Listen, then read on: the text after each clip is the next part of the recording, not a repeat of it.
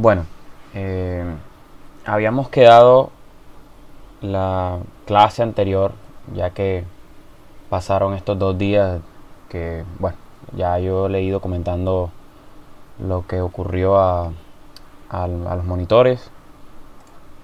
Vamos a tratar entonces en lo posible de no perder mucho tiempo hoy.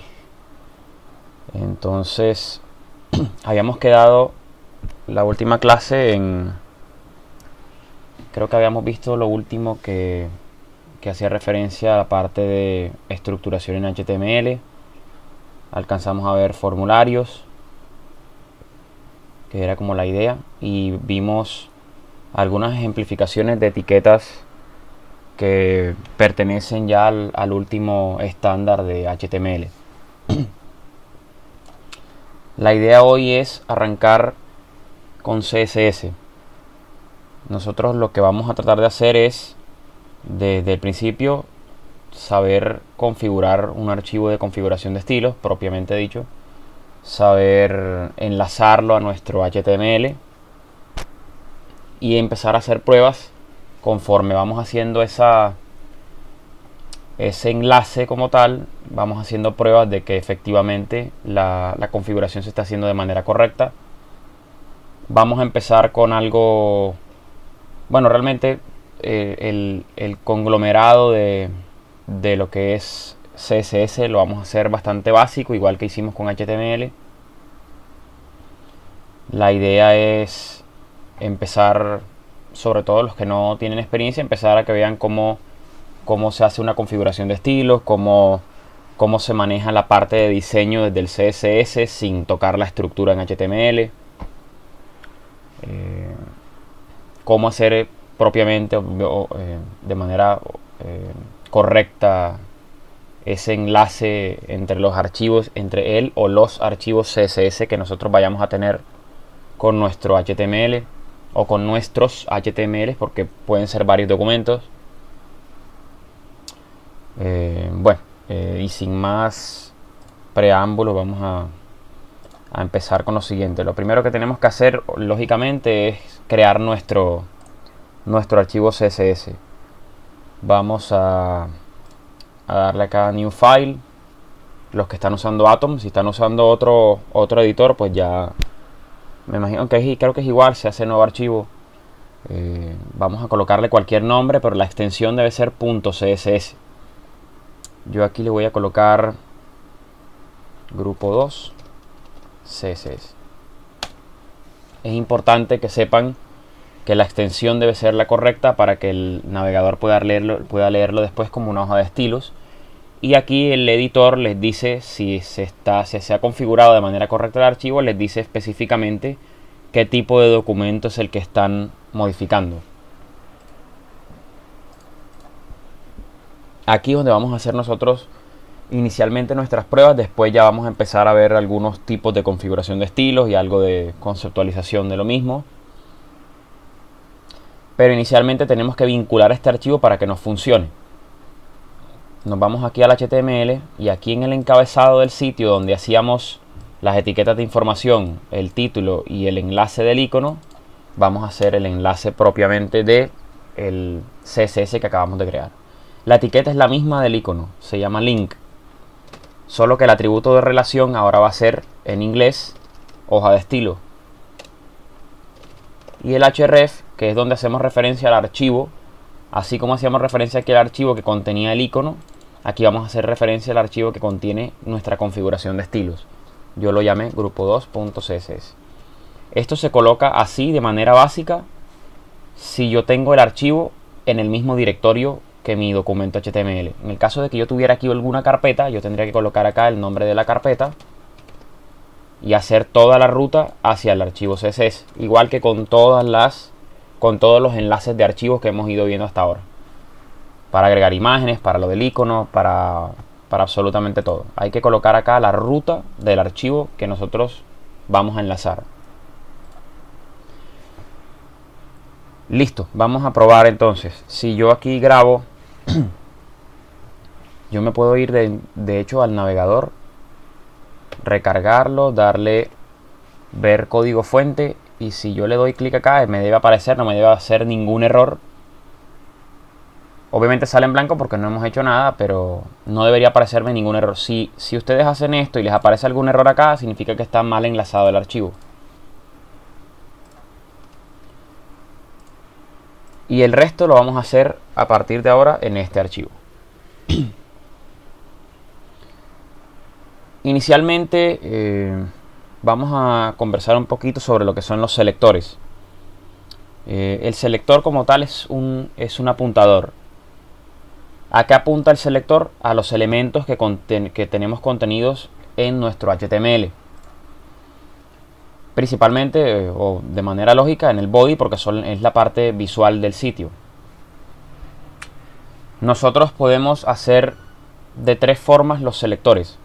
Los podemos hacer globales, los podemos hacer grupales o los podemos hacer individuales o específicos. Para el caso de los selectores globales, nosotros lo único que tenemos que hacer es llamar a la etiqueta que nosotros necesitamos, a la que necesitamos hacerle la configuración del estilo. Sin embargo, de manera global, cuando yo llamo una etiqueta en CSS a un selector, lo que yo estoy haciendo es modificar en absoluto todas las etiquetas que aparezcan en mi documento que tengan ese mismo nombre. Les pongo un ejemplo. Yo hice acá 1, 2, 3 párrafos. Creo que no hice más.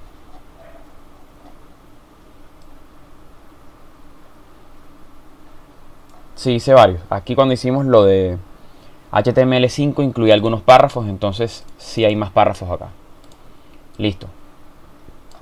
Si yo aquí de manera global llamo a párrafo, de manera global nosotros llamamos a las etiquetas tal cual como se llaman en el HTML.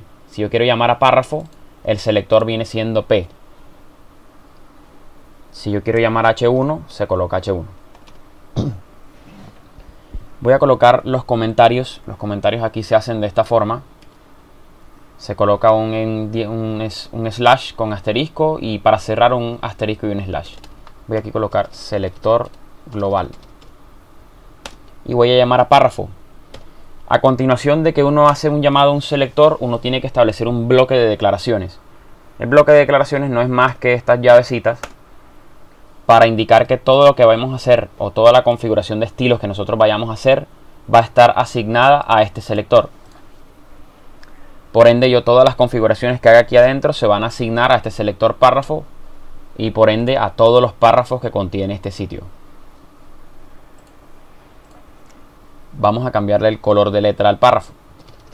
Con la propiedad color yo hago el cambio del color de la letra de este elemento. Y aquí vamos a ponerle blue. Nosotros podemos asignar de dos maneras los colores en CSS. Con los nombres clave que vienen siendo los mismos colores en inglés o con código hexadecimal. Si yo me voy por aquí a el navegador, yo puedo colocar acá colores HTML y a ustedes les va a aparecer algo como códigos de colores. Nosotros lo que vamos a hacer uso es de esto, el que dice hex. Estos códigos hexadecimales son los que nos permiten a nosotros establecer el color o vincular el color en el elemento al que estamos haciéndole esa configuración de estilo. Si yo por ejemplo quiero un azul con cierto grado, vamos a poner este. Yo escojo este color, este código hexadecimal y me lo llevo acá y lo aplico aquí. Esas son las dos maneras. Bueno, realmente hay más. Realmente hay una función acá en CSS que a uno le permite colocar el código RGB. O sea que hay varias formas de enlazar colores en nuestro documento CSS. La más usual es esta, la de los códigos hexadecimales, porque también nos permite a nosotros añadir los colores de una manera más sencilla, solamente es escogiendo realmente el color que necesitamos. Desde la base del color vamos a coger otro, por ejemplo un rojo, y vamos a cogerlo por aquí. Y si yo me llevo este código y lo aplico acá, este debe ser el color que salga del párrafo. Vamos a grabar esto y vamos a irnos al sitio, lo vamos a recargar Y ahí no se nota mucho. Vamos a cambiar ese color porque no se nota mucho. Vamos a ponerlo por aquí. Este.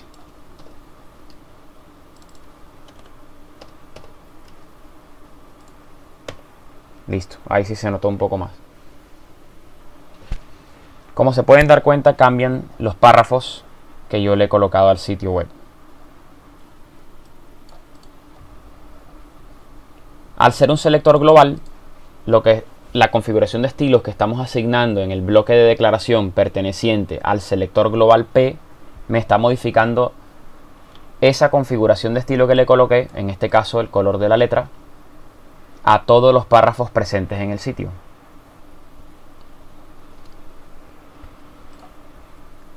Si yo hago lo mismo con el H1, yo le puedo colocar acá color blue.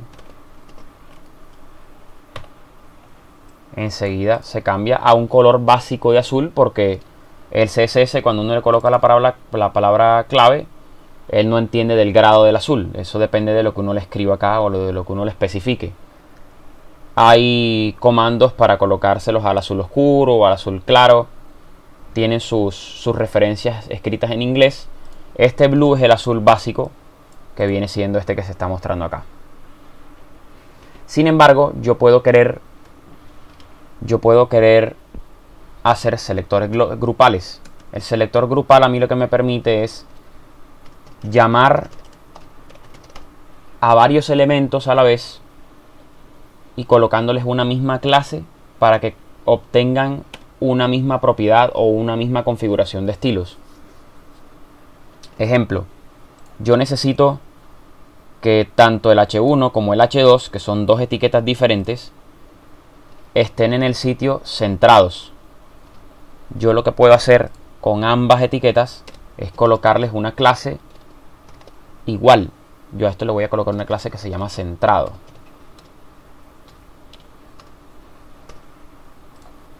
Al yo asignarles la misma clase a los dos elementos, yo lo que estoy haciendo es ubicarles una misma configuración de estilos a ambos, sin importar que sean dos etiquetas diferentes.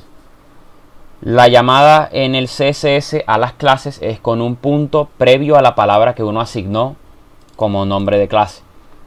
Yo coloco acá punto centrado. E igualmente abro su respectivo bloque de declaración. Acá lo que vamos a hacer es simplemente decirle text align center. Y yo me voy al sitio y tanto mi H1 como mi H2 me van a aparecer centrados. La idea de las clases es más que todo, como bien lo dice el nombre del selector o el tipo, son selectores grupales porque permiten agrupar más de un elemento, no importa si el elemento es el mismo o es diferente del otro. Yo puedo agrupar o querer agrupar dos párrafos, o puedo querer agrupar un H1 con una imagen y con un enlace, o como hice ahorita, un H1 con un H2. No importa si las etiquetas si los elementos son los mismos o si son diferentes, o si tienen un comportamiento diferente. El tercer selector vendría siendo el individual o el específico.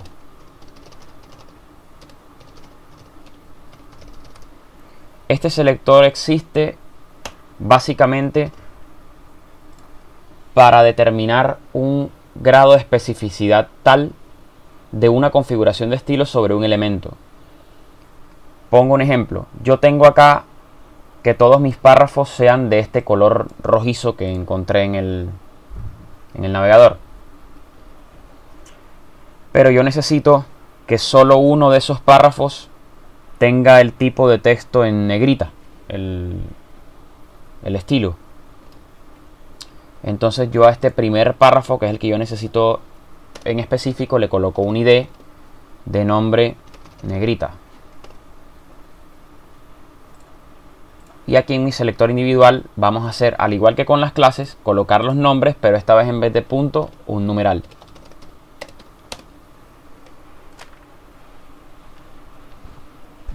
Con esto lo que logramos es darle ese nivel de especificidad a ese párrafo sobre el resto, Y aquí vamos a colocarle algo que se llama font weight y le vamos a poner la propiedad bold.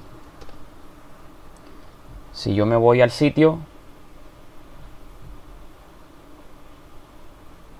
se van a dar cuenta que ese primer párrafo va a aparecer en negrita y el resto de párrafos mantienen su estructura, su configuración de estilo, perdón. Y además se dan cuenta que este primer párrafo no pierde el estilo anteriormente puesto. La letra sigue siendo la rojiza que se encontró. Sin embargo, está ganando las dos configuraciones, tanto la del párrafo en general como la de la individual.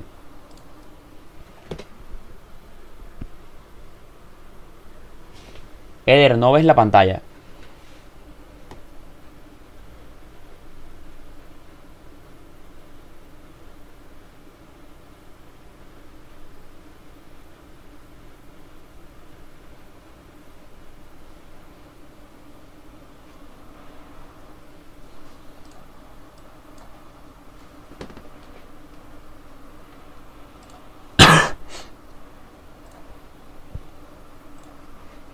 Bueno, quiero saber si tienen alguna pregunta acerca de lo que acabamos de hacer, si todos están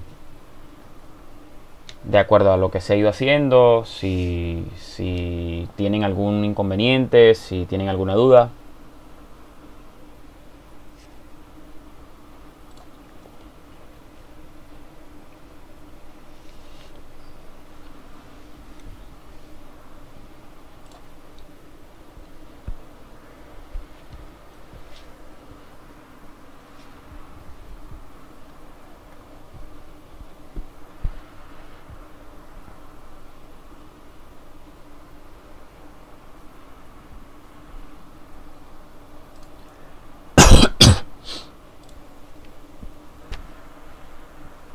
Muchachos, si ven que yo estoy a veces muteando el micrófono es porque tengo algo de tos, para que no salga eso en el micrófono. Todo claro, me dicen. Bueno.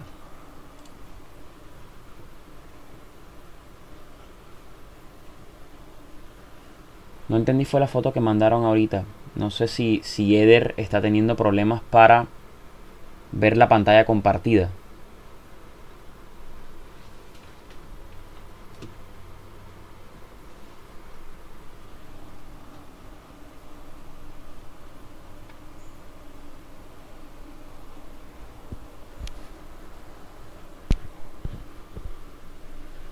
Eder no escucha. Eder está en el laboratorio.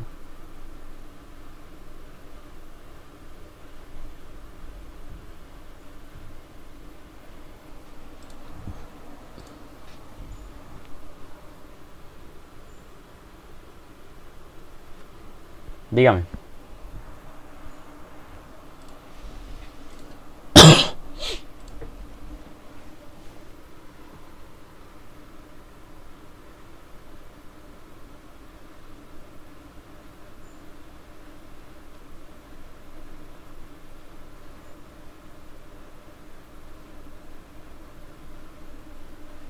Ok, la propiedad font weight me permite a mí colocarle cierto estilo al texto.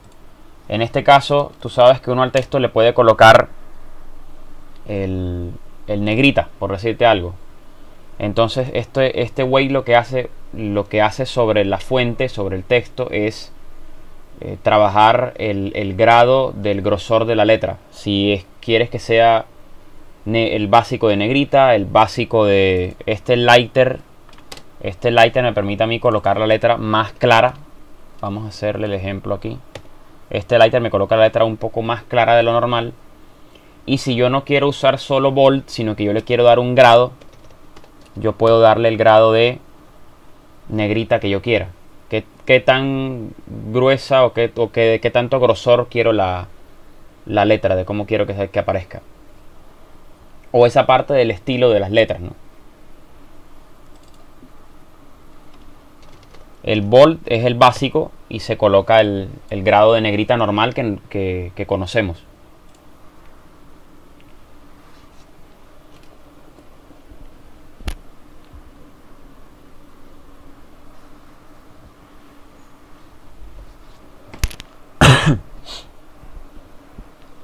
¿Alguna otra duda?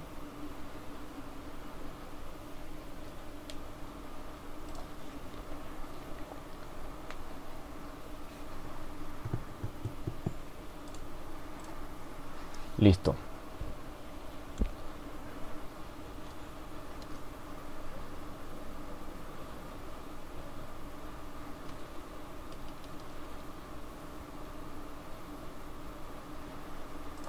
Voy a abrir por acá el aula extendida.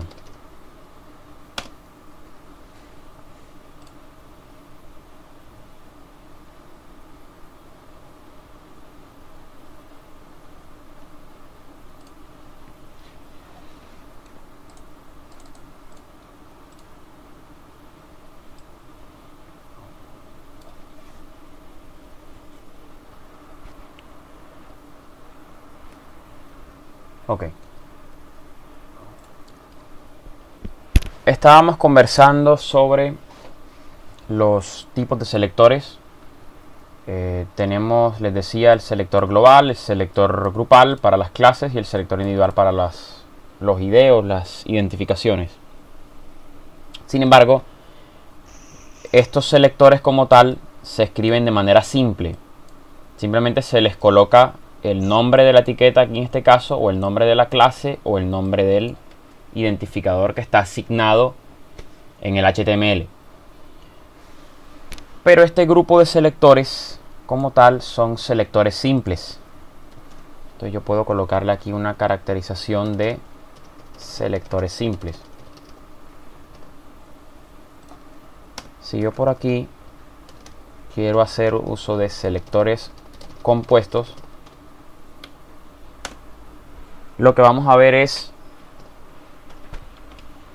asignaciones o apuntadores un poco más complejos, si se le puede decir de esa forma, en donde el llamado a los elementos del sitio se vuelve un poco más específico todavía.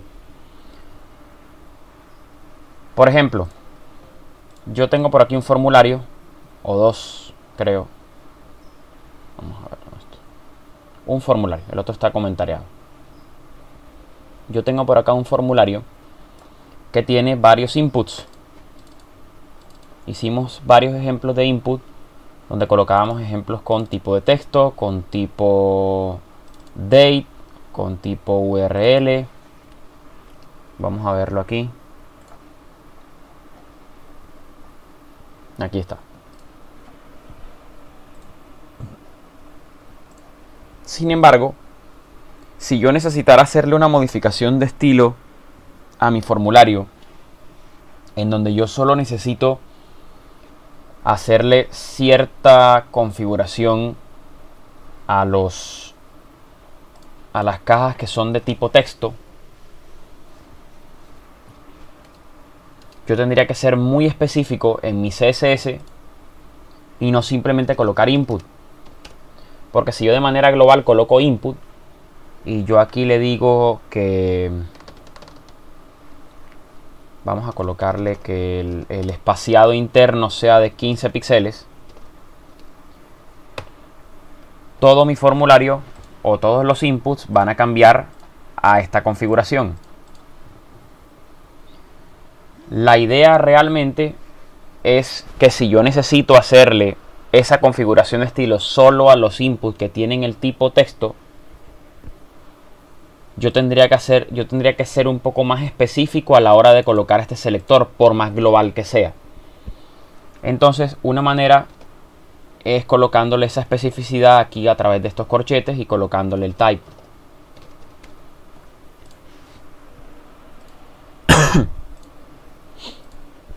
Si yo al selector le indico que yo solamente estoy apuntando a esos inputs que son de tipo texto, él me debería hacer el cambio y solamente colocar los inputs de tipo texto. Yo aquí tengo nombre, apellidos y dirección como tipo texto y ya página web cayó al formato inicial, a la configuración inicial. Si yo le digo URL,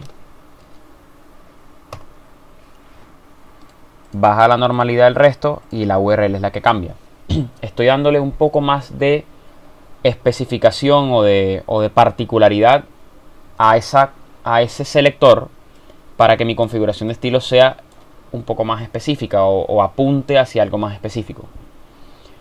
Otro tipo de selector compuesto es el que genera la herencia. Ustedes saben que el HTML, cuando se escribe, cuando tienen etiquetas dentro de otras, que están contenidas dentro de otras, por ejemplo, en el caso del mismo formulario, yo tengo estos labels, estos input, este select, todo esto yo lo tengo escrito dentro de mi etiqueta form. Por ende, todos estos elementos que están aquí adentro dependen de esta etiqueta padre form. Yo puedo acceder, por decir algo, a los labels de una manera global de esta forma. Yo con este selector lo que le estoy diciendo es que este label pertenece a este form. En este caso yo lo estoy haciendo de manera global. Si ustedes quisieran hacerlo de manera específica, ustedes podrían colocarle de pronto a este form una clase que diga formulario 1 y yo podría a esto decirle formulario 1. Y aquí le estoy diciendo que esta configuración de estilo va a pasar a ser parte de los labels que pertenecen únicamente a la clase formulario 1.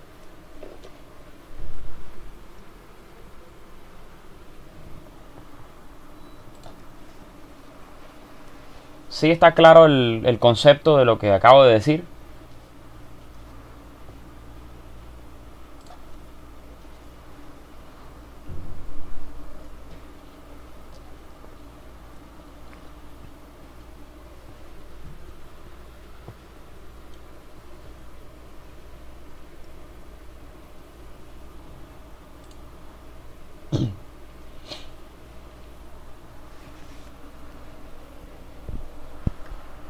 Bueno,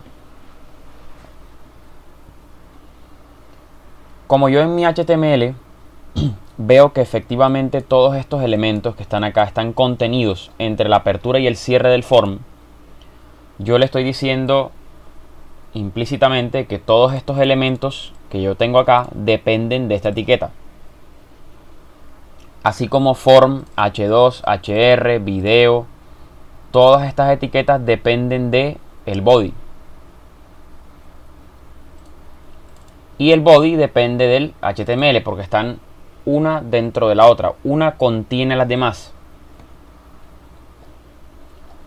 En ese orden de ideas, si yo tengo o si yo quiero hacer referencia en la configuración de estilo, si quiero hacer un selector específico en donde yo referencie esa dependencia, yo lo puedo hacer en CSS a través de un selector como este. Empiezo a llamar primero a la etiqueta padre y luego con este símbolo puedo ir añadiendo la herencia como tal del o sea, los elementos que están contenidos dentro de esta etiqueta. En este caso yo hice el ejemplo con una clase para que no se viera de manera global, porque si yo lo dejaba de esta forma, realmente con esto no estoy haciendo mucho porque estoy llamando de todas formas a todos los labels. Porque yo le estoy diciendo todos los labels de todos los formularios. Entonces esto no tenía mucho sentido. Para hacerlo un poco más específico le agregué una clase a ese formulario y le dije que ahora este selector va a pasar a ser los labels que pertenecen únicamente al formulario que tiene una clase llamada formulario 1. Si yo a esto le coloco un color de letra amarillo, él me debería operar sobre los labels que pertenecen a ese formulario. Y me están colocando ahora todos los labels con letra amarilla. Esto en español significa que se va a colocar el color de letra amarillo a todos los labels que pertenecen al formulario con clase formulario 1. ¿Quedó un poquito más claro?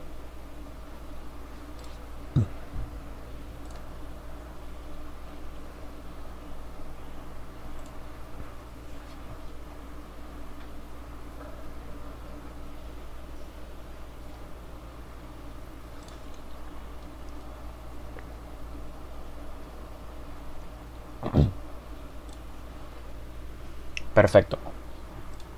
¿Alguna otra persona tiene dudas? ¿Quiere hacer alguna pregunta? ¿Está todo claro hasta ahí?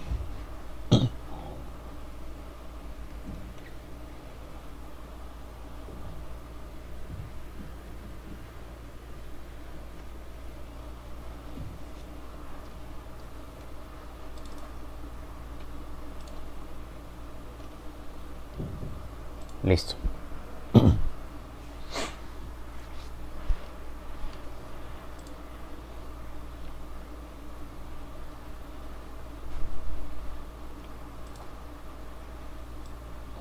Bueno, así como yo les decía que la idea en HTML no era memorizarnos las etiquetas, lo importante era escribir el código de una manera lo más legible posible, de aprender a estructurar como tal los sitios web con HTML,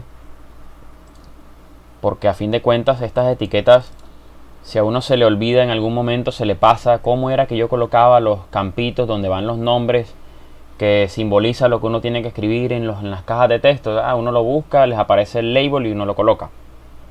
Realmente no tiene mucho sentido memorizarnos todas las etiquetas habidas y por haber de HTML. Aquí pasa lo mismo con CSS. Hay una infinidad de configuración o de maneras de hacer configuraciones de estilos.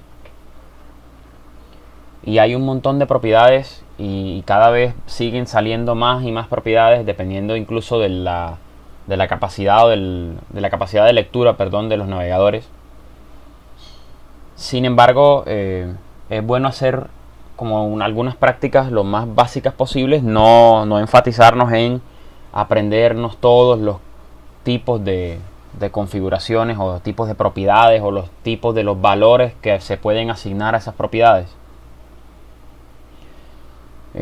Creo que para mí una de las más importantes es saber manejar o dominar el modelo de cajas. El modelo de cajas prácticamente es lo que a uno le termina sirviendo para controlar temas de ubicación de los elementos en el sitio, bien sea de contenido, bien sea de separación o de bordes, bien sea de ubicación del elemento, si yo necesito que salga en cierta parte o que se aleje un poquito hacia la izquierda porque no me sirve que esté de pronto pegado a una esquina, porque de pronto se ve feo o no es el estilo que yo estoy buscando. Entonces el modelo de cajas se hace bastante importante, sobre todo en esta parte básica que estamos viendo, para poder hacer una configuración de estilo medianamente buena. De todas formas, como les dije desde un principio, estamos trabajando la parte más básica posible y bueno, la idea es aprender los que no han tenido la oportunidad de aprender algo sobre esto. Vamos a tratar de desglosarlo de la manera en la que se entienda lo mejor posible. El modelo de cajas, vamos a buscar una imagen por aquí. Box model.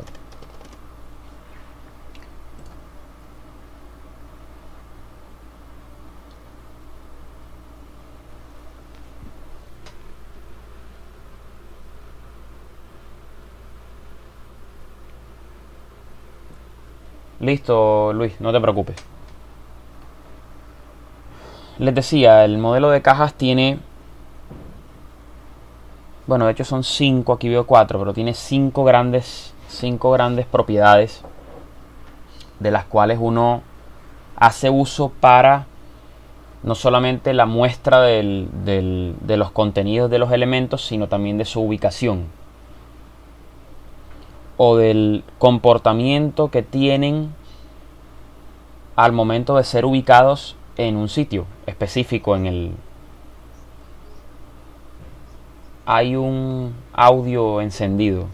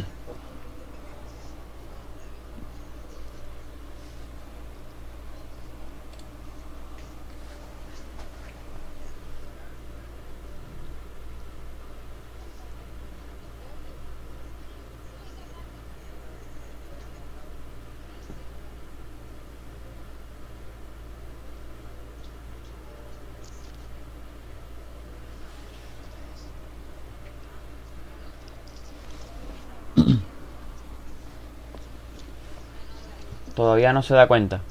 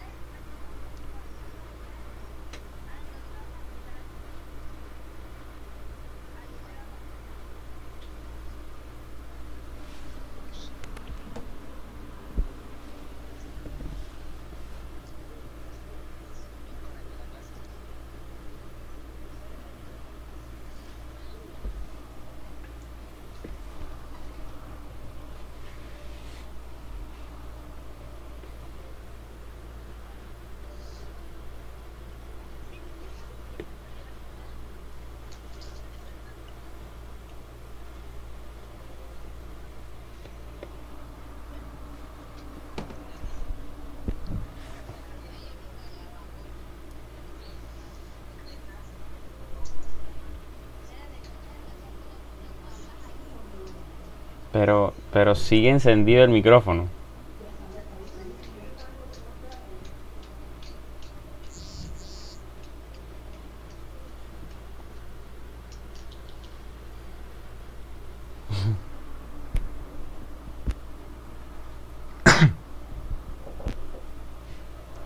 Bueno, les decía, eh, les hablaba del modelo de cajas. Nosotros les decía que con esto podemos controlar no solamente la manera en la que aparece el contenido de algún elemento, sino que podemos controlar también el comportamiento que tiene al momento de ubicarlo con estas mismas propiedades. Fin de pauta publicitaria.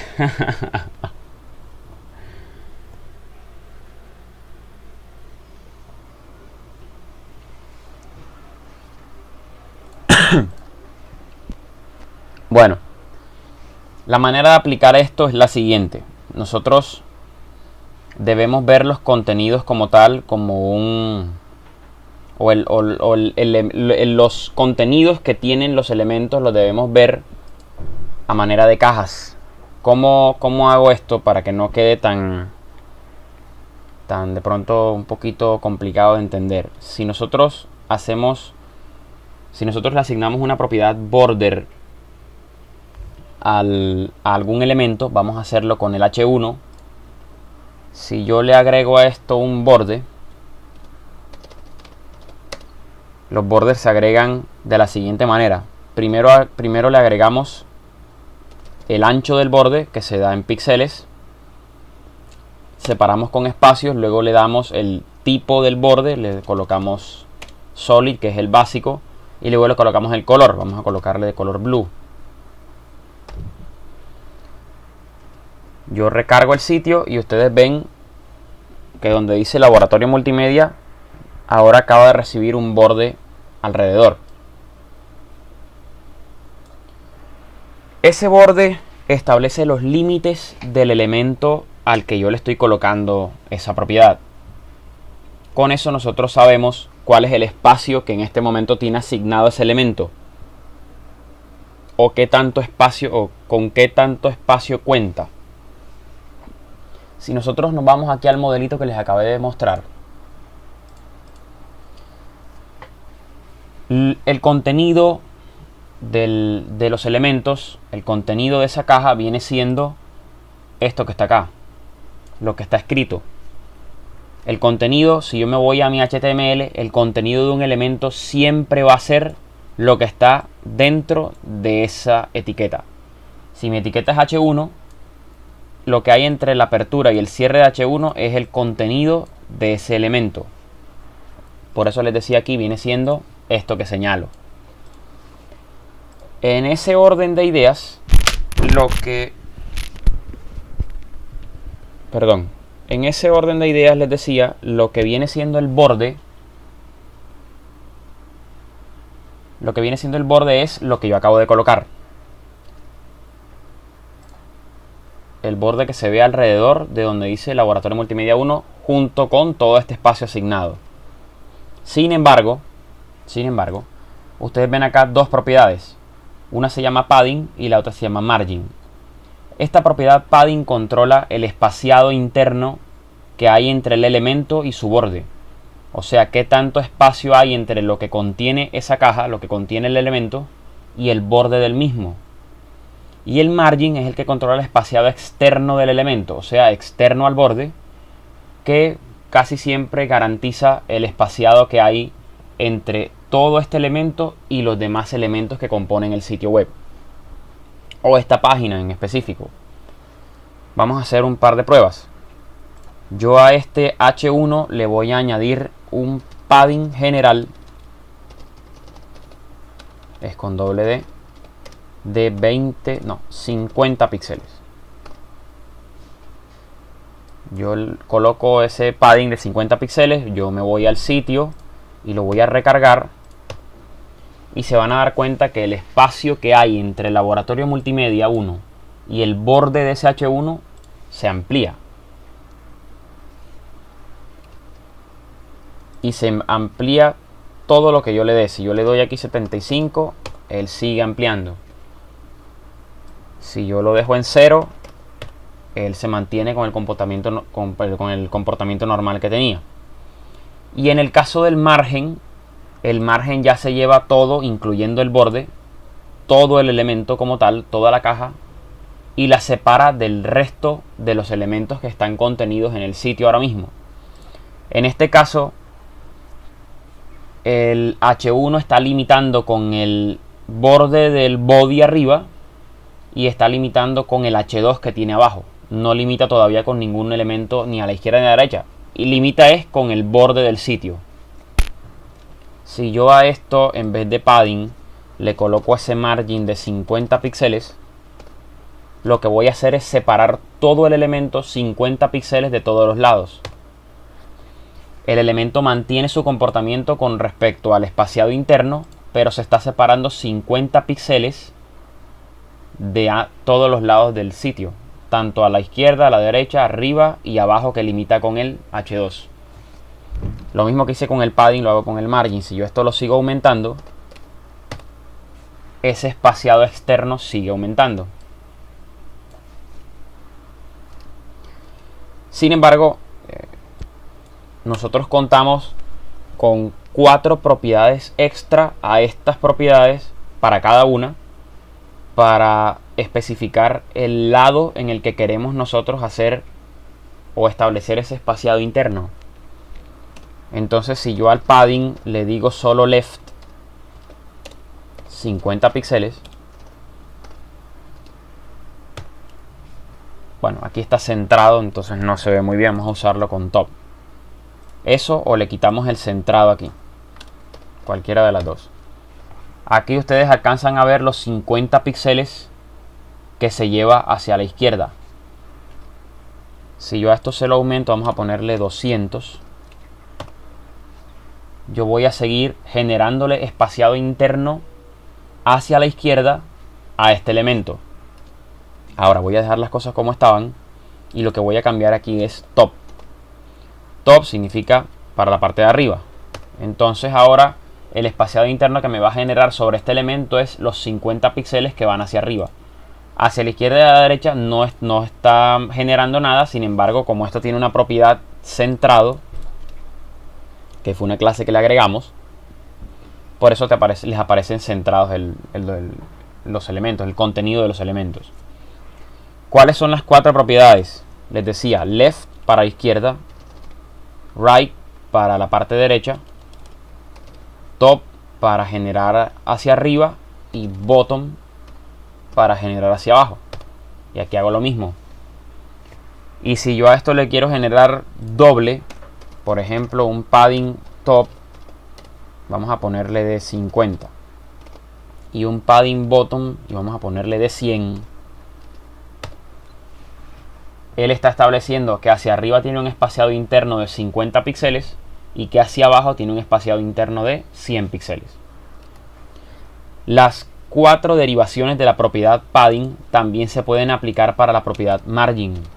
Si yo coloco solo margin left, 100 píxeles, 200 píxeles, para que se vea mejor, ustedes se dan cuenta que ahora toda la caja es la que se va 200 píxeles con espaciado externo hacia la izquierda.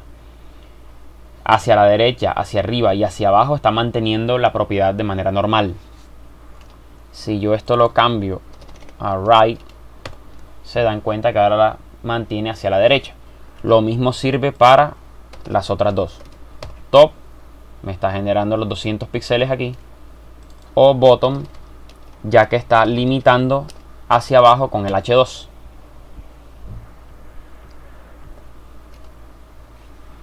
Sin embargo, hay una propiedad más que no tiene este box model, que no, de hecho no la veo en casi ninguno de las imágenes que está tirando Google. Por eso a veces a Google no hay que creerle mucho. Bueno, esa propiedad de la que les digo que está faltando se llama background.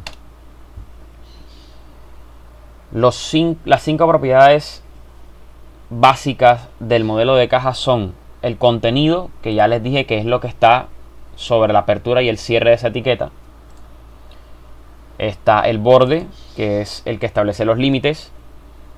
Vimos padding para el espaciado interno, el que controla el espaciado entre el contenido del elemento y los bordes. Está el margin, que es el que nos controla el espaciado externo, o sea, lo que está por fuera de los bordes con los otros elementos con los que limita ese elemento al que estamos agregándole esa configuración de estilo por modelo de cajas. Y el background, que nos controla el fondo de la caja, no del elemento, sino de la caja en la que está contenido. O sea, lo que hay entre el contenido del elemento y sus bordes. Entonces yo aquí a background, yo le puedo colocar un color de fondo. Vamos a colocarle background color. Y aquí yo le voy a poner a esto red, yellow.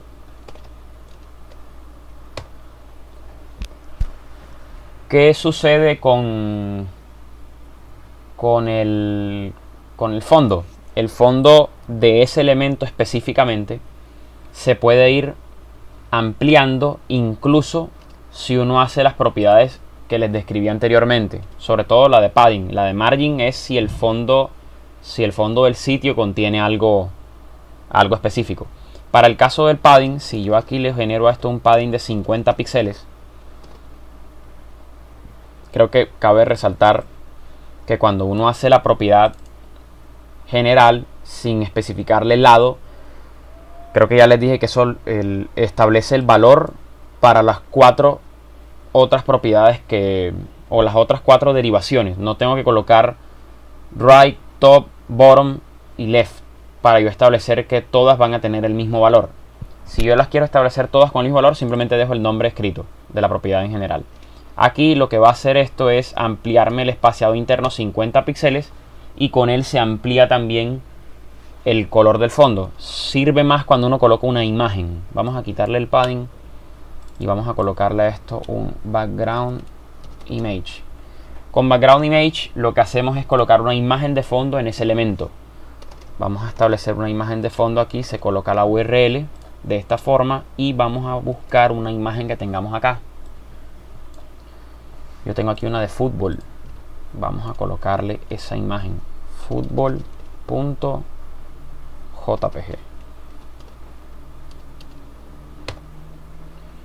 Ahí se alcanza a ver la imagen en el fondo. Sin embargo, si yo a esto le genero el padding, yo puedo ver la imagen un poco más. Con esto que hacemos, establecer ese fondo para la caja en específico que estamos tratando. Y después ya si necesitamos especificaciones como el espaciado interno o el externo, vamos haciendo ese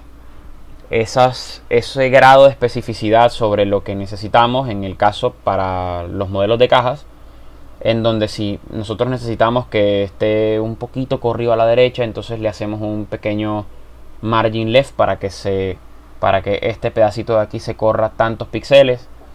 Si necesitamos que los elementos de un formulario, por ejemplo, aquí abajo, que los elementos de un formulario no estén así pegados, sino que tengan un espaciado entre ellos, en donde yo pueda colocar. De hecho, vamos a hacerlo. Vamos a buscar acá un formulario, aquí este formulario, pero no a los labels, el formulario en general. Se llama formulario 1 y yo quiero que todos sus elementos tengan una separación, por lo menos de 15 píxeles. Perdón. Los inputs. Y era margin. Ahora sí. Entonces ya yo estoy separando todos estos elementos 15 píxeles uno del otro.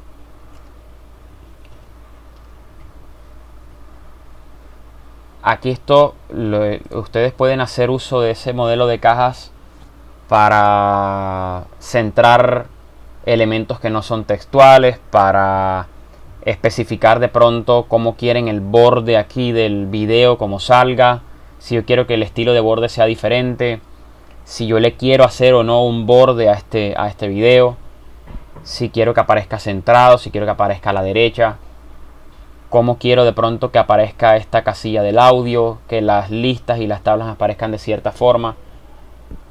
Por eso yo al principio les decía que el modelo de cajas nos permite a nosotros en gran medida no solamente el comportamiento del elemento al momento de ser ubicado en donde es ubicado, sino además también controlar la misma ubicación.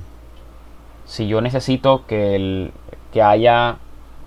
por ejemplo el H2 me aparezca al lado del H1 y yo coloque el H1 hasta acá, hasta la mitad, y el H2 al lado, yo casi todo ese tipo de experimentos los puedo desarrollar a través de la práctica del modelo de cajas.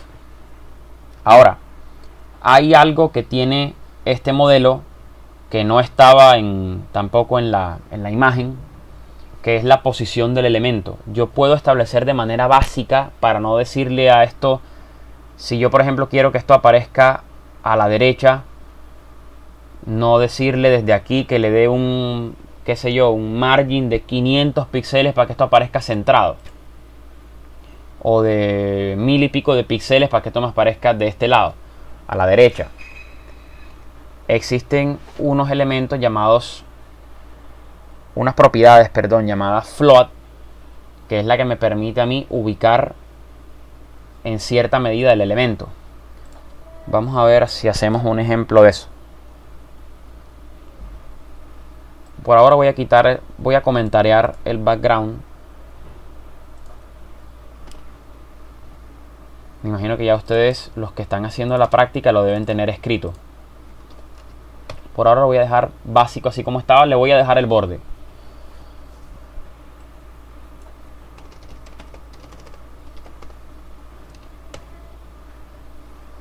Miren lo que pasó.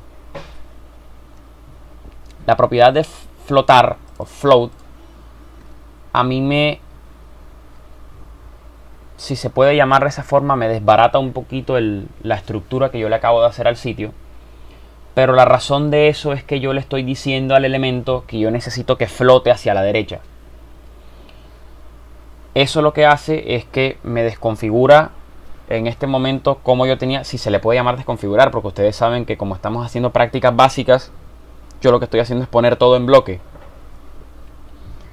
Pero yo le estoy diciendo al elemento, o a los elementos, en este caso el centrado, creo que voy a quitar esto de aquí y lo voy a poner solamente con el H1. Por ahora, yo le voy a quitar este centrado de aquí y al H1 le voy a decir float right.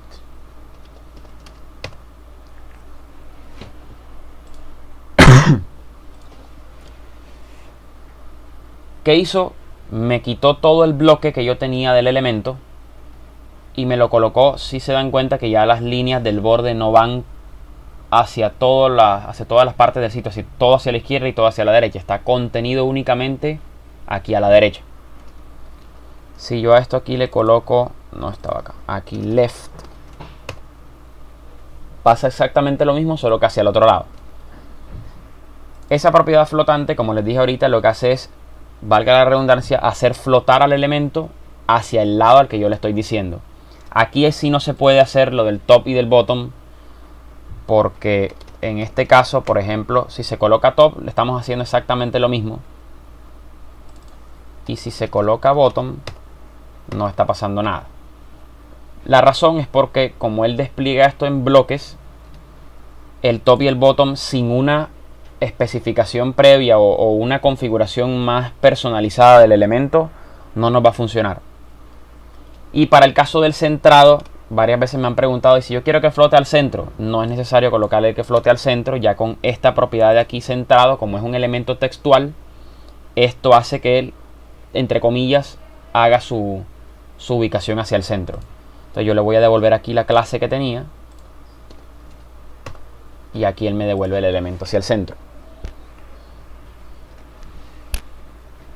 Vamos a ver, otra cosa que tienen, yo les decía ahorita que no es necesario que nos aprendamos todas las propiedades que hay, porque existen muchas, y tampoco es necesario aprendernos todos los valores que tienen cada una de esas propiedades, porque cada propiedad que existe tiene múltiples valores posibles para ser asignados.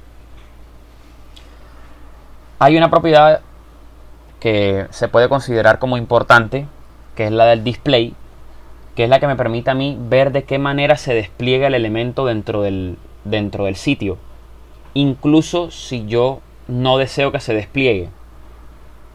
Por ejemplo, si yo a esto le coloco un display none,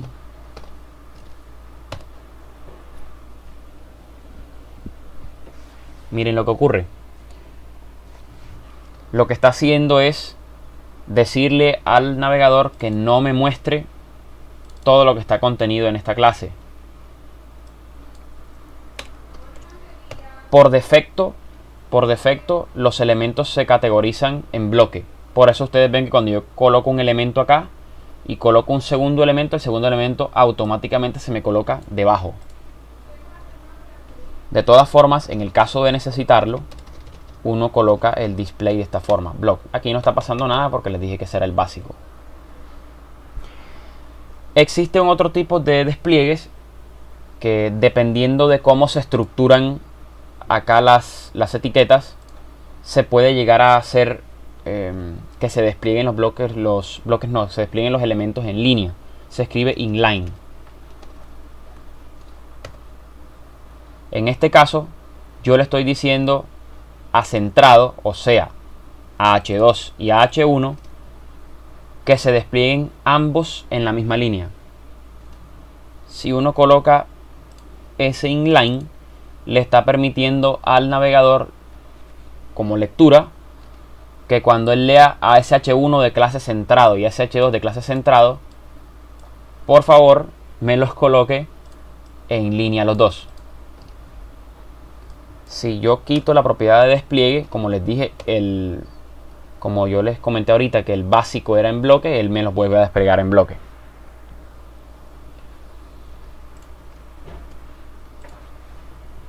Bueno, hemos visto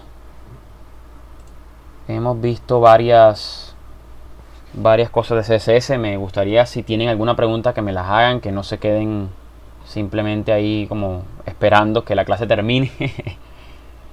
Que me digan si tienen alguna duda para yo poder resolvérselas en el momento que sea prudente. Con esto que acabamos de ver, como se pueden dar cuenta en el programa analítico, estamos terminando la parte básica de CSS. Me gustaría saber si tienen alguna duda, si tienen preguntas.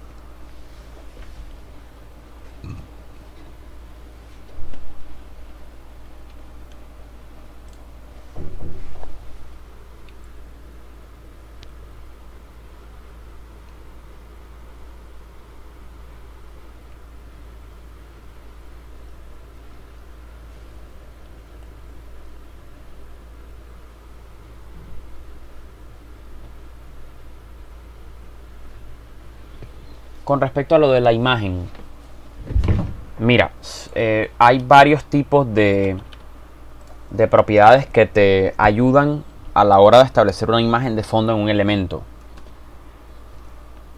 Vamos a colocar por acá la imagen de fondo. Cuando uno coloca un background image de esta forma o el background solo, yo obtengo otras propiedades para establecer esa imagen de fondo que yo estoy colocando. Por ejemplo, si la imagen es pequeña y yo quiero que no se repita, yo en este background repeat, yo le puedo decir que no. Para que la imagen esa pequeña que uno tiene no se repita, para rellenar el espacio que tiene que rellenarse. Miren que aquí la imagen termina acá. La imagen termina acá y aquí se repite y aquí va a empezar a salir el balón esta otra vez. Si yo le coloco que no se repita la imagen, mira hasta dónde queda. Entonces hay varias propiedades con las cuales tú puedes controlar cómo mostrar o qué mostrar de la imagen que tú estás colocando como imagen de fondo. Por ejemplo, ¿qué otra hay? Existe el background size. Con el background size tú puedes establecer la manera en la que se muestra la imagen en cuanto a su tamaño. Si yo le pongo la propiedad o el valor de propiedad cover, lo que voy a hacer es decirle a esa imagen que no se repite, que aparezca cubierto todo el espacio, o sea que no me quede ese blanco de ahí. Y entonces ahora la imagen, si ves cómo se centra, y lo que hizo fue estirarse para que se colocara por medio de todo el elemento hasta los bordes. Vamos a colocarle a esto un padding para que se vea un poquito mejor. Vamos a colocarle 100 píxeles. Si yo le quito este cover, la imagen estaba quedando hasta acá. Con el cover la estiré. Y si yo no quiero esto, sino que sí se repita las veces que quiera, entonces... bueno, con el cover ya con el cover ya se quita. Si yo le quito el cover y le quito lo del repeat, te das cuenta que la imagen aquí se está repitiendo. O sea, como te explicaba, hay varias formas y el CSS te presta varias propiedades para que tú le coloques, para que tú trates de hacer el comportamiento que requieras en cuanto a cómo aparece esa imagen de fondo en la caja en la que la estás haciendo aparecer. Incluso eso sirve para cuando tú colocas una imagen de fondo al sitio. También lo puedes usar, porque tú acá en el CSS tú puedes llamar de manera global al body, colocarle un background image y le puedo colocar la misma imagen de fútbol y te das cuenta que aparece de imagen de fondo y se empieza a repetir.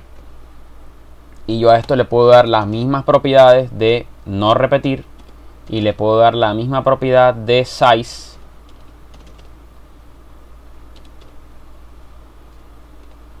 y colocarle la propiedad cover. Y ahora si yo bajo, el balón está por acá y se ve terrible, pero me entienden la idea, que uno puede hacer este tipo de cosas también incluso sobre el fondo del sitio, y las propiedades sirven para el caso en las que uno las necesite. Uno puede hacer uso de todas estas propiedades para tratar de controlar el comportamiento en el que esa imagen de fondo está o no apareciendo. Vamos a quitar esto de aquí porque eso se ve terrible.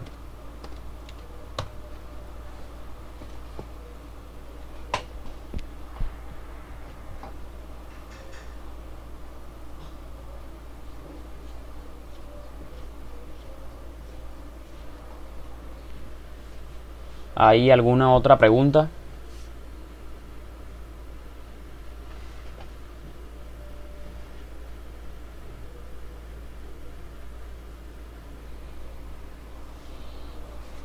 Bueno, vamos a avanzar. Para la parte del comportamiento del sitio, para yo establecerle o especificarle un comportamiento al sitio, yo les decía desde un principio del curso, nosotros podemos estructurar o maquetar el sitio con HTML, podemos darle una configuración de estilos con CSS y podemos darle comportamiento y hoy en día se puede incluso dinamismo e interactividad a través de JavaScript. ¿Cómo hacemos una prueba con JavaScript? ¿Cómo se realiza el vínculo? Al igual que como hice con CSS, vamos a crear un archivo que va a contener el script donde nosotros vamos a hacer nuestras pruebas, y de alguna manera hay que vincularlo al HTML. Nosotros lo que vamos a hacer, si bien se suele hacer a veces ubicar el JavaScript acá en el head, no ya regularmente no tanto, pero si bien se suele o se solía hacer eso, nosotros no lo vamos a hacer porque nosotros, ustedes saben, o si bien saben que el HTML o el navegador como tal, cuando lee este tipo de archivos, los lee de arriba hacia abajo. Si yo tengo, por ejemplo, por decir algo, en el JavaScript una configuración que me modifica parte de lo que yo estoy mostrando en mis elementos, que lo vamos a hacer en algún momento, si yo ubico el archivo del JavaScript aquí arriba, lo que me va a pasar es que cuando él lea el archivo va a intentar hacer modificaciones que hasta ahora no ha leído y me va a colocar el body tal cual como yo lo tengo. Esa no es la idea.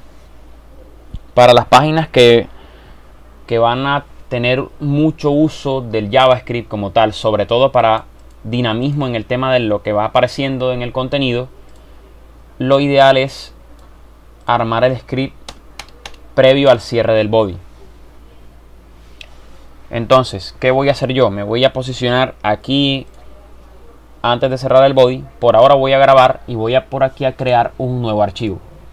Ese nuevo archivo lo voy a llamar grupo2.js. Y atención aquí porque así como les decía que tenía que ser .css la extensión del archivo de configuraciones de estilo, vamos a trabajar el .js para los scripts que vamos a hacer. Lo mismo, el navegador, el Atom, perdón, ya me especifica, me lee que estoy escribiendo un archivo de tipo JavaScript. Y aquí donde me ubiqué en mi HTML vamos a hacer lo siguiente. Vamos a colocar una etiqueta llamada script que tiene apertura y cierre. Y le vamos a decir src para buscar nuestro archivo y le vamos a decir grupo2.js.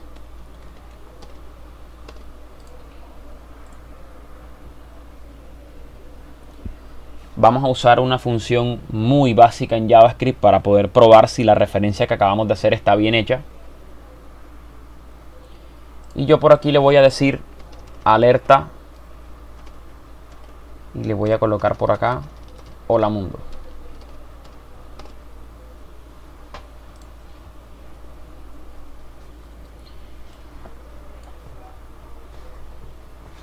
Me voy a ir por acá al navegador y me va a aparecer el mensaje hola mundo, la alerta.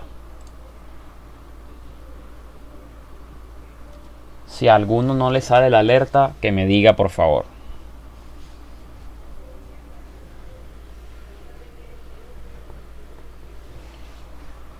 Les repito, lo que hay que hacer es generar este nuevo archivo, hacer la referencia con esta etiqueta script. Acá hay que colocar la ruta exacta en donde se encuentra ese archivo JS, como yo lo hice en el mismo directorio. Lo único que tengo que hacer es referenciar el nombre del archivo. Y ya en el archivo mismo genero el mensaje de alerta para que cuando yo recargue la página me aparezca ese mensaje de alerta.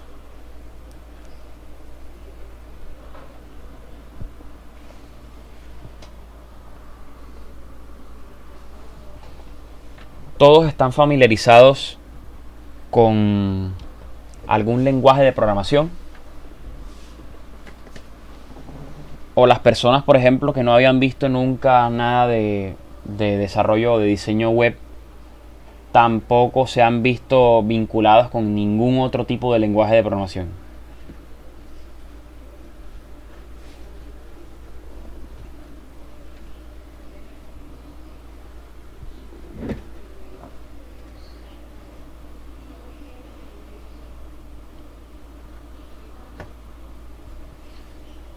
Lo pregunto porque si bien yo sé que no todos son de ingeniería de sistemas, bueno, aquí ya es algo personal acá, algo muy particular. Acá en la Universidad del Magdalena, a todos los de ingeniería les dan en segundo semestre lenguajes de programación básicos, les dan algo de C y algo de Java. La razón no la sé. No sé qué puede hacer un ingeniero civil con conocimientos como esos, pero bueno, igual cabe la pregunta. Lo preguntaba porque vamos a hacer unas prácticas ahora. Quería saber si estábamos todos con conocimientos básicos de eso o no para empezar. Por ejemplo, como lenguaje de programación, a mí el JavaScript me permite asignar valores a variables para yo operar esas variables al momento de necesitarlas. Las variables pueden ser de tipo entero para los números, pueden ser o de tipo flotante, de tipo decimal, sí, claro, eso estoy haciendo, exactamente. Entonces, como les decía, esas variables me permiten a mí operar valores en el momento en que yo los necesite. Y por ende esas variables tienen esos tipos de datos de los que habla Adolfo. Sin embargo, JavaScript nos presta si se le puede llamar eso, una pequeña solución al tema de la tipificación. Y es que simplemente con la palabra clave var yo establezco el tipo entre comillas de la variable. O sea, no necesito especificarle a la variable si va a ser un número, si va a ser una cadena de caracteres, si va a ser una variable booleana, que son las que tienen los valores solamente los valores de verdadero o falso, si va a ser un array, que es lo que contiene una cadena de datos. En general, o sea, JavaScript no tipifica fuertemente las variables que van a ser usadas dentro del archivo, dentro del código. Entonces, si yo a una variable la llamo X y le genero un valor de 10, o le asigno un valor de 10, perdón, y genero aquí una variable Y que tenga un valor de 20, yo esta alerta de aquí la voy a quitar porque si no, con varias alertas esto me va a generar un spam horrible. Pero yo por aquí le voy a decir alerta y voy a colocarle acá X más Y. ¿Qué estoy haciendo? Yo ahorita coloqué un mensaje. Le dije hola mundo. Pero el mensaje se lo mandé con estas comillas. Con las comillas yo le estoy diciendo a esta función alerta que lo que yo le estoy mandando acá de parámetro es una cadena de texto. Si yo no pongo las comillas, sino que coloco simplemente la letra, yo le estoy diciendo a la alerta que le estoy mandando una variable. Por ende, se tiene que leer la variable, ver qué valor se le asignó para que aparezca acá en la alerta como valor. Si yo le dejo ese alert X y yo me voy acá y recargo, me va a aparecer el valor de la variable como tal. Y si yo coloco el más Y y hago la operación aritmética, me debe aparecer la suma como tal de los valores que están asignados en las dos variables. Ahora hago una pregunta en general para que me la respondan por ahí por el chat. ¿Cuántas operaciones aritméticas conocen?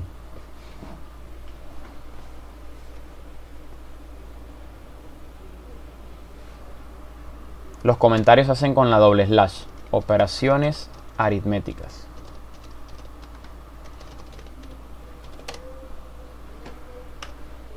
Nadie.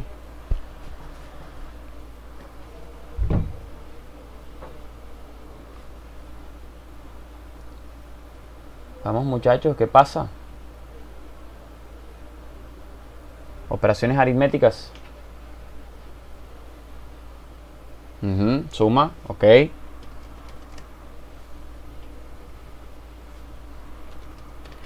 Resta. También se les puede llamar adición o sustracción. Multiplicación. División. Le voy a poner aquí división.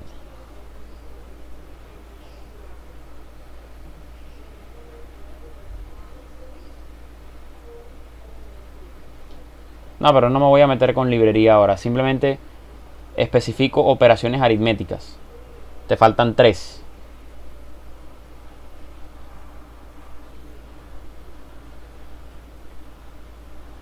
En concepto nada más. ¿Cuáles son las 3 operaciones aritméticas que faltan?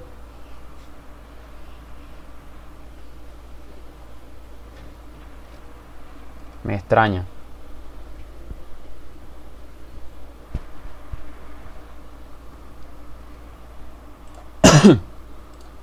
Bueno, en sí tenemos potenciación, radicación y logaritmación.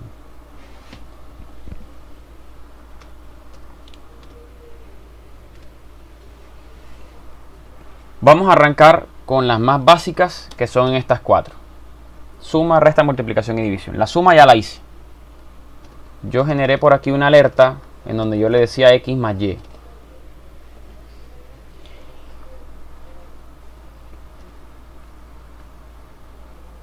Yo también puedo generar un valor en una variable z que contenga esa suma y asignarle acá el valor de z. Y me va a pasar exactamente lo mismo. Me debe aparecer la sumatoria de esos dos valores. La resta se hace con el signo de menos, con el guión. Si yo resto 20 menos 10, me debe aparecer el valor de la resta completa. Para la multiplicación se realiza no con el por, sino con, o sea, en este caso con la letra x, se realiza es con el asterisco.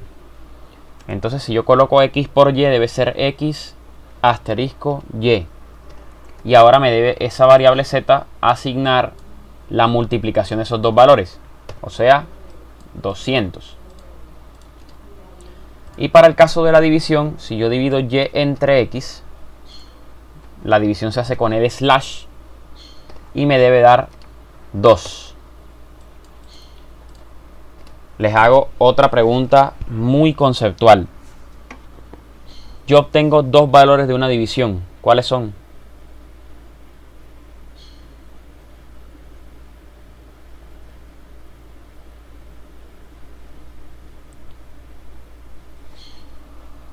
¿Cuáles son los 2 valores que uno obtiene en una división?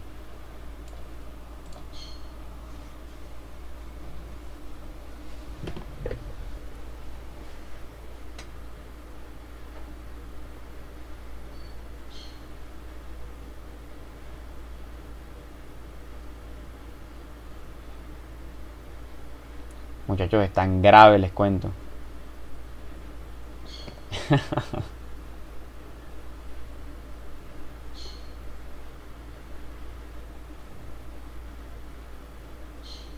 Lo que uno obtiene en una división se llama cociente y residuo. Cuando yo divido dos números, el dividendo y el divisor son los operadores con los que uno, o los valores con los que uno hace la operación. Pero los resultados que uno obtiene en la división son cociente y residuo. El cociente es el valor como tal de la división, el valor que termina siendo el resultado de la división. Casi siempre o en casi todos los casos es el cociente lo que uno utiliza al momento de hacer la división. Sin embargo, el residuo, ese otro valor, es lo que me determina a mí el sobrante de la división que yo estoy haciendo. Entonces, yo puedo obtener el residuo también de una división a través de código. Y hay un operador en JavaScript y en general en casi todos los lenguajes de programación que se llama módulo. El módulo entra a programación como si fuese una quinta operación aritmética. Ese módulo o mod que lo llaman, yo lo puedo establecer en vez del slash con un porcentaje. Si yo coloco y porcentaje x, le estoy diciendo que haga la división efectivamente de y, del valor de y sobre el valor de x, pero que esta vez lo que me vaya a mostrar en vez de ser el cociente es que me aparezca el residuo. El residuo de 20 entre 10 es 0, porque cuando uno hace la división, 20 entre 10 da 2 y no sobra nada. Si yo grabo y me voy al sitio, el valor del residuo es 0. Entonces, les recuerdo por aquí, suma, resta, multiplicación, asterisco, división, el slash y el módulo, el porcentaje.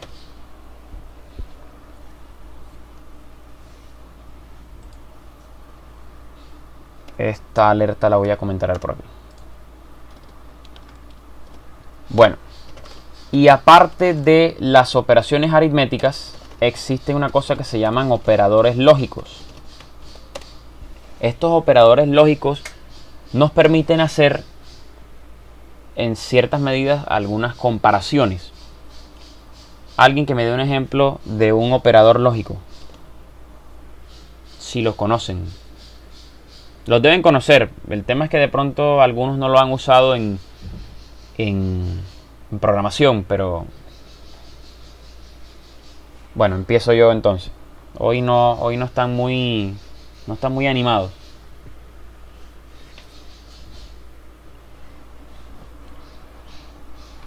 Mayor, menor, mayor o igual, menor o igual.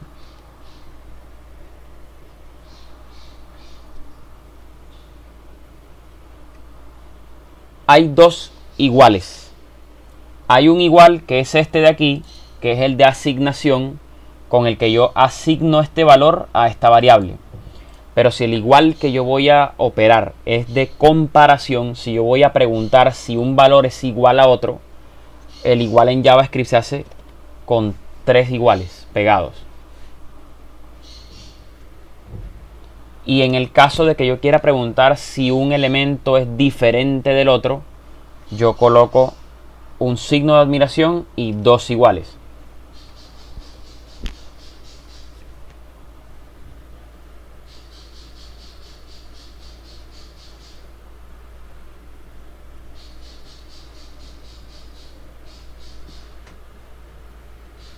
Sí, Richard, pero desde cierta versión de JavaScript y con algunos problemas que habían en los navegadores, se estableció de esta forma, que sea, porque este doble igual también en algunos casos sirve, en algunos casos servía, pero ahora es, o desde hace bastante tiempo, es triple igual para comparar si un valor es igual a otro, o con dos iguales al lado del signo de admiración para comparar si un valor es diferente a otro.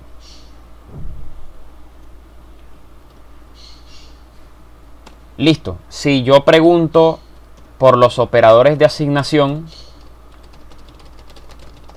pues ya vimos el igual solo, que es con el que asignamos una variable, un valor a una variable.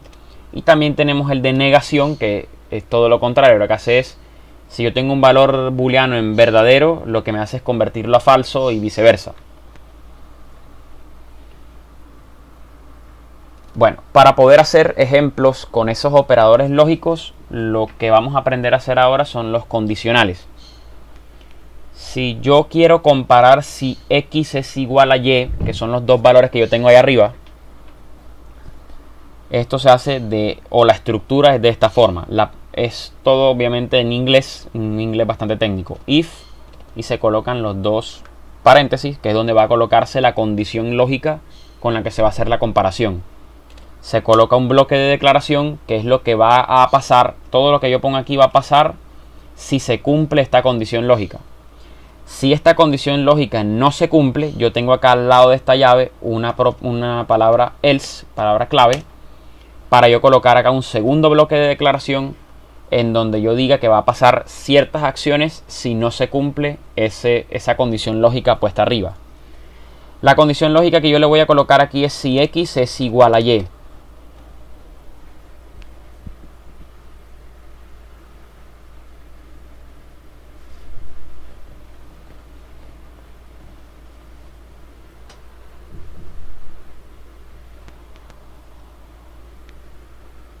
Exacto, Adolfo. Exactamente eso es lo que estaba explicando ahorita. Eh, por, por unos problemas que hubo en cierto tiempo con los navegadores, el JavaScript se terminó estableciendo, a diferencia de lo que hacen otros lenguajes de programación, colocando los triples iguales para la comparación del igual y el doble igual con el signo de admiración para el diferente. Aquí yo estoy comparando si x es igual a y. Entonces yo voy a colocar las acciones que yo quiero que aparezcan dependiendo del resultado de esa condición lógica. Entonces yo voy a generar un mensajito de alerta que diga x es igual a y. Y por aquí voy a generar otro mensajito de alerta que diga x no es igual a y. Lógicamente, esta es la alerta que a mí me debe salir. Vamos a poner ese no en mayúscula. Listo. Como x es 10 y y es 20, esta es la alerta que a mí me debe salir. Vamos a ver si el navegador hace su trabajo y ahí está.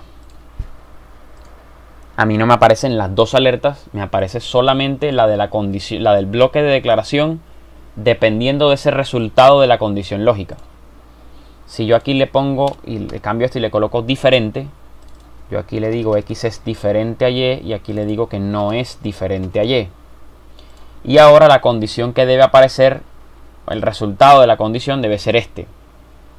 Y yo me voy aquí a el navegador y efectivamente me aparece el resultado correcto. Ahí estamos probando lo que son los condicionales en JavaScript. Le voy a poner por aquí condicionales.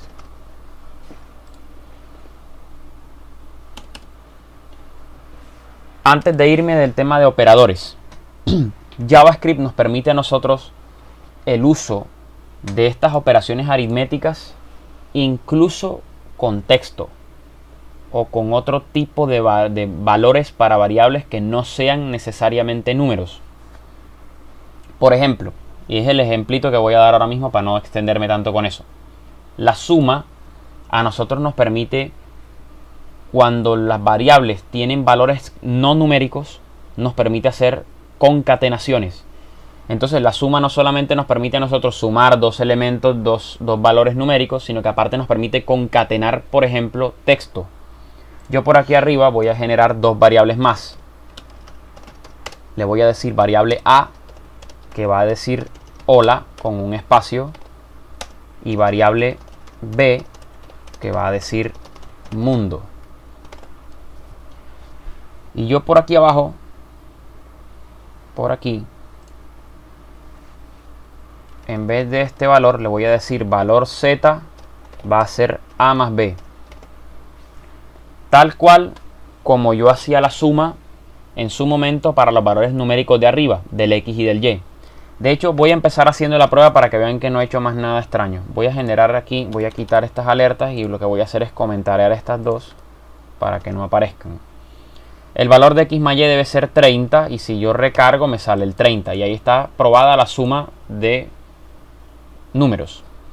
Pero si yo cambio aquí este X más Y por un A más B para que se meta con esto, van a ver que esto lo que hace es concatenar los dos textos y aquí me debe aparecer el hola mundo. Y si yo recargo, ahí está el hola mundo. En conclusión, los operadores aritméticos no solamente sirven en JavaScript para hacer operaciones aritméticas sobre valores numéricos, nos permiten también establecer otro tipo de funciones para valores no numéricos. Después ya hay un montón de ejemplificaciones que se pueden hacer. Pero continuando por donde iba, y voy a otra vez a generar el comentario aquí en la alerta. Continuando por donde iba, iba a ser un ejemplo de funciones.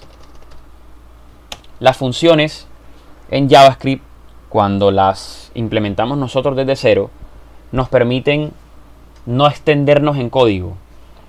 O sea, si nosotros vamos a hacer de pronto muchas veces una operación aritmética, supongamos que yo voy a hacer un montón de sumas, yo no tengo por qué establecer un montón de veces el A más B, el C más D, X más Y, etcétera, yo puedo establecer una pequeña función que me haga esa función de sumatoria y que me retorne los valores cuando yo lo necesite.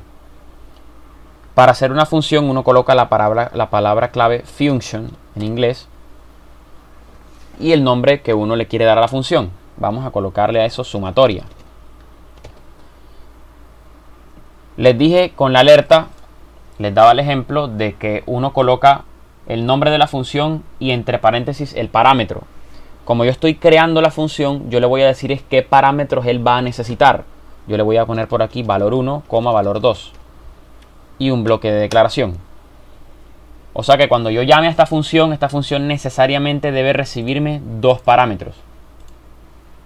Aquí le voy simplemente a decir que me retorne la sumatoria del valor 1 con el valor 2. Y esta pequeña función que establecí por aquí, cada vez que yo quiera hacer una suma, en este caso yo puedo establecer la función, mandarle los valores como parámetros y que me retorne el valor que yo necesito. Entonces yo por acá en el Z donde dice A más B, yo podría colocar sumatoria y mandarle los dos valores. ¿Cómo opera esto? Esta función sumatoria él la busca aquí en el JavaScript, la encuentra acá, le dice que necesita dos valores de parámetros, ahí se los está mandando. Y cuando él entra al bloque de declaración, hace todo lo que está aquí encubierto en la función hasta que encuentra esta palabra clave return, que es lo que va a devolver como resultado de la función. Él me va a retornar la sumatoria de estos dos valores y va a convertir todo esto en el valor que yo necesito o en el valor que me está retornando. Vamos a hacer el ejemplo otra vez. Y si yo recargo, creo que quité la alerta. Si yo recargo, aquí me aparece el hola mundo porque él está concatenando los textos que yo mandé. Si yo en vez de A y B le mando X y Y, me debe salir el 30.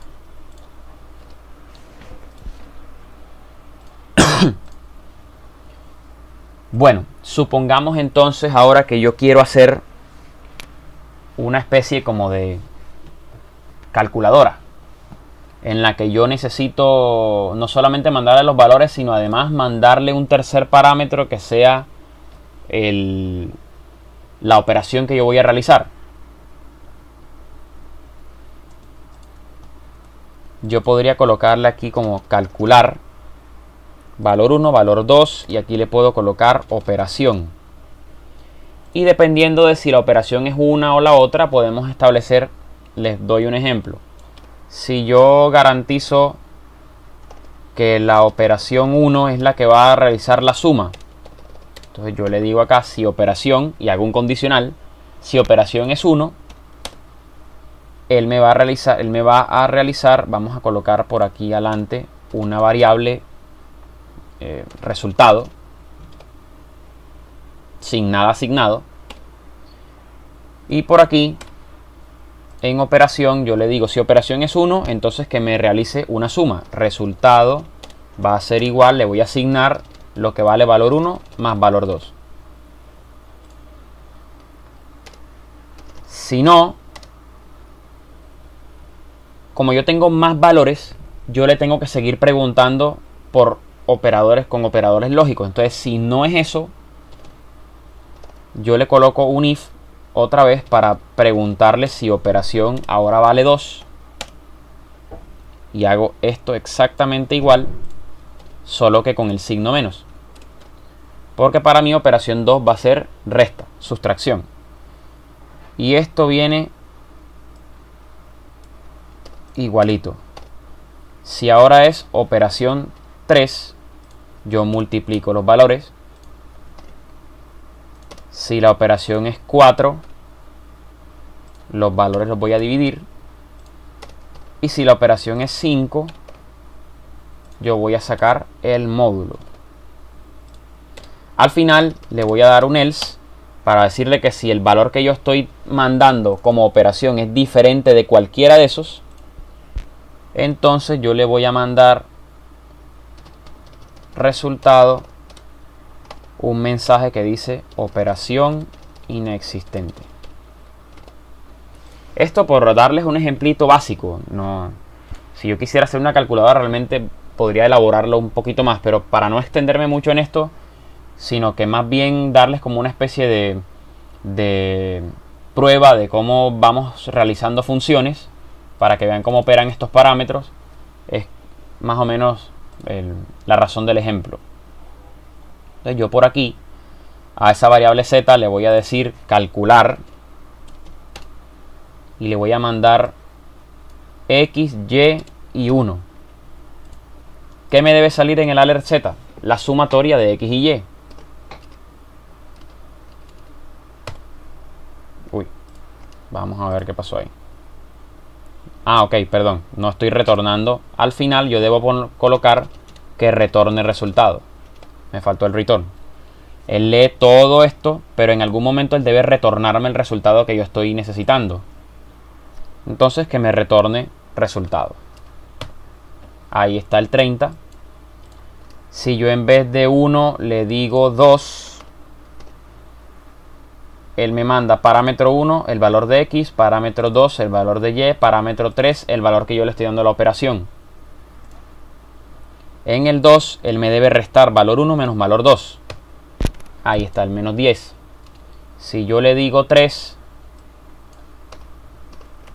él me debe sacar la multiplicación. Si le digo 4, me debe sacar la división. Y si le digo 5, me saca el módulo.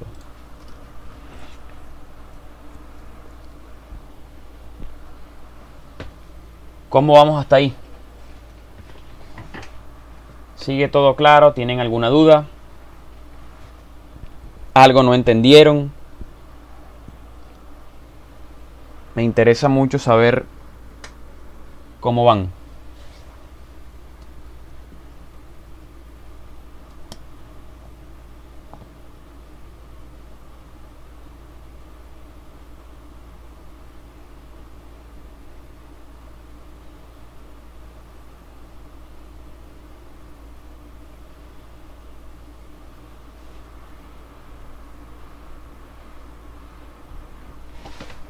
¿Nadie?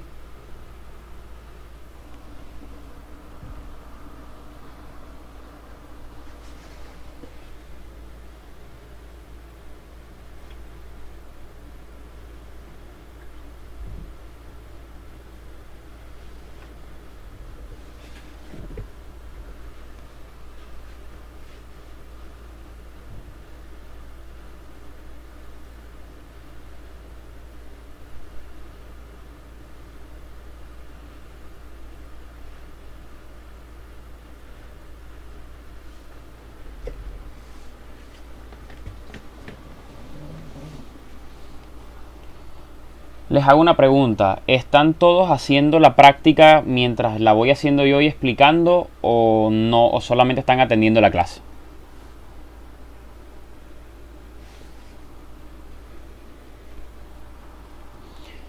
Bueno, la pregunta va más hacia los que no tienen experiencia con lo que yo estoy diciendo, porque de pronto los que sí la tienen, de pronto sí pueden atender un poquito la clase para temas de pronto reforzar conceptos, pero si tienen mucha experiencia en esto, de pronto no se hace tan necesario. Pero los que sí es primera vez que están viendo esto, sí les recomendaría que estén constantemente tratando de hacer conmigo lo que yo voy explicando.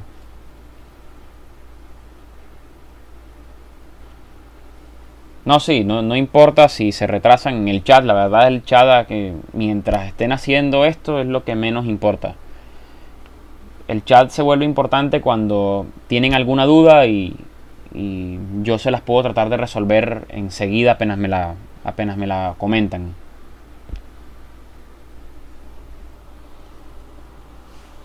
Bueno, ustedes saben que yo hasta ahora he estado haciéndoles todas las pruebas.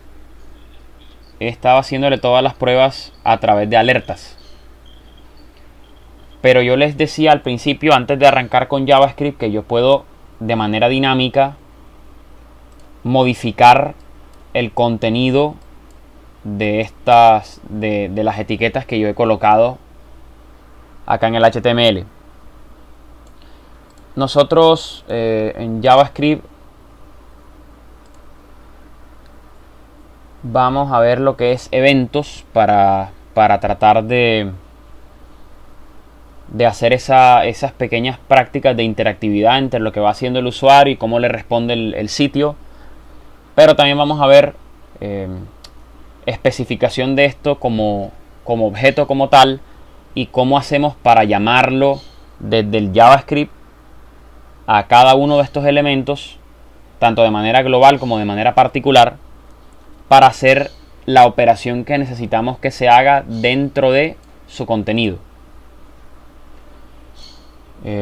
Sin embargo, creo que para hacerlo un poquito más, como para desglosarlo de mejor forma y no hacerlo de rapidez, creo que lo voy a dejar para la clase que viene. Ya nosotros vimos hoy bastante rápido, de hecho, todo lo que era la parte de CSS y la parte más básica de JavaScript, que es lo que he estado haciendo, la hemos hecho también bastante rápido.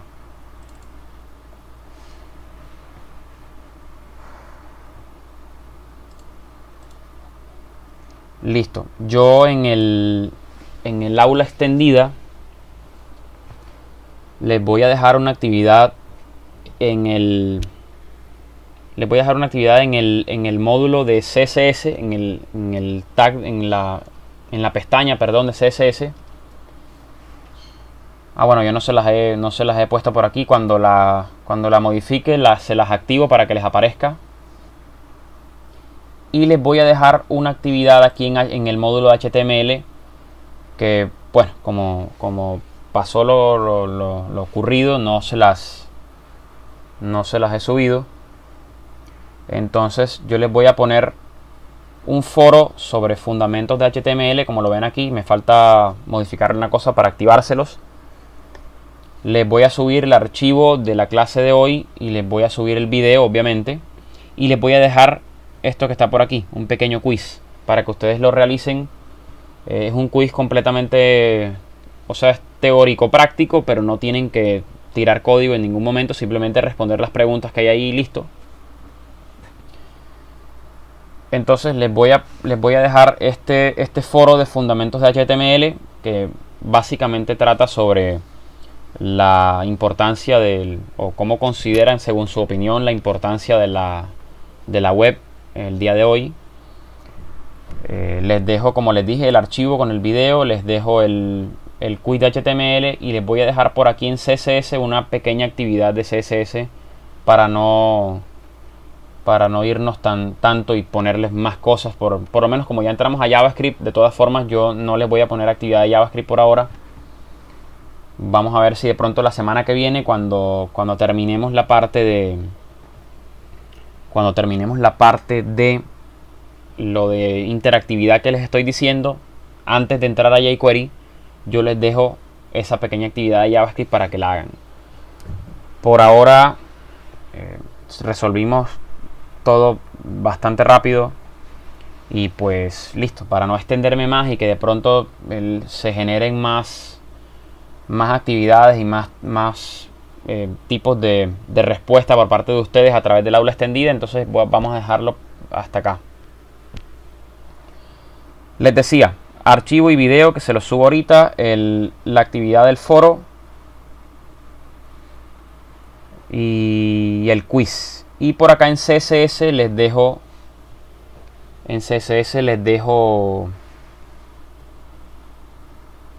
una pequeña actividad de CSS también con respecto a lo que alcanzamos a ver hoy. Como les dije, JavaScript no lo voy a tocar por ahora, por lo menos no la parte de actividades. Para la próxima clase vamos a ver la propiedad document, que nos permite a nosotros desde JavaScript acceder a nuestro código HTML, y vamos a ver de qué manera podemos hacer selectores, así como hicimos en CSS, de qué manera podemos hacer selectores tanto globales como específicos para llamar elementos de nuestro HTML de manera particular y hacerle modificación a su contenido de manera dinámica. Es posible que el mismo jueves o de pronto el viernes veamos jQuery Y de una vez, la semana que viene les voy a estar hablando de lo que es el proyecto final. Yo les había dicho desde el jueves de la semana pasada que fueran estableciéndose en grupos de 3. Yo les voy a dejar, aunque no por ahora, pero sí la semana que viene en algún momento les dejo, les habilito esta pestañita de proyecto final para que me suban los integrantes de los grupos y la temática que van a escoger para el desarrollo de su sitio. El proyecto básicamente debe tratar técnicamente de HTML, CSS y JavaScript. La temática como tal es abierta, pero en términos técnicos debe contener su estructura en HTML, su configuración de estilos en CSS y su comportamiento en JavaScript. Después, los más avanzados, si quieren hacer algo más todavía avanzado como tal, si quieren usar Materialize, si quieren usar Bootstrap, si quieren usar Foundation, si quieren usar librerías de JavaScript que ustedes conocen como Vue, ya eso queda a disposición de ustedes. Angular, no tengo problema en que la parte se ponga, en que la parte de ustedes hacia el proyecto como tal la avancen ciertos niveles más. No es necesario que el proyecto me lo tengan que entregar de manera básica. Sin embargo, la exigencia es la parte básica porque es lo que el curso está ofreciendo en el momento. No le puedo pedir a las personas que están recién empezando que me tiren algo de Angular o algo como eso. Sin embargo, yo les hablo un poquito ya con más calma y con más tiempo del tema del proyecto. De pronto en la próxima clase tratamos un poquito sobre eso. Por ahora voy a pausar el video. Esto lo dejamos hasta acá.